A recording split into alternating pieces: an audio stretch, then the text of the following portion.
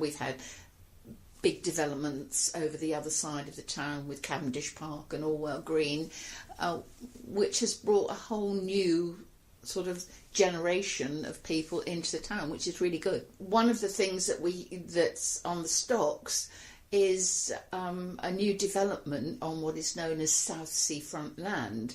But it's a big tract of land that used to have beach huts on it many years ago, hundreds of beach huts. And then in the 80s, the use of beach huts started to decline when package holidays started to come in. And that's when the holiday industry also started to decline, because it was cheaper for people to get on a plane and go abroad. And so whereas beach huts had been very much part of everybody's life and lifestyle, they weren't. And I know this for a fact because my mother then had a little kiosk shop on the corner of Manor Terrace, and she had it for 33 years actually, and provided everything. And the reason the shop was established was to service the hundreds of beach huts that were there. I mean, the shop was part of the provision when all of the beach huts were put on site.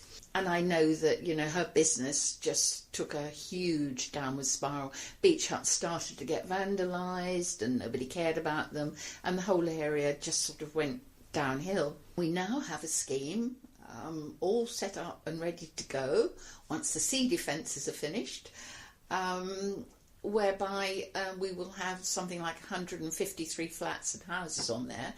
But part of that deal involves providing leisure facilities as well.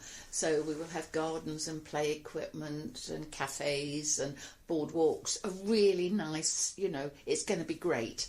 Part of the planning permission conditions was that it couldn't start until such time as we had new flood defences put in. It's taken many years and a lot of hard work to get the finance to put the flood defences in.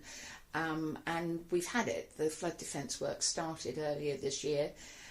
Should be completed tomorrow. They're going to put a memorial stone in place tomorrow, to which we're all invited, to mark the work that's gone ahead. It's been a £10 million scheme, with new groins, 21 new groins being put in. Once that work is finished, once the site is clear, and hopefully, if the credit crunch doesn't become the awful disaster it looks like becoming at the moment, that scheme can then go ahead.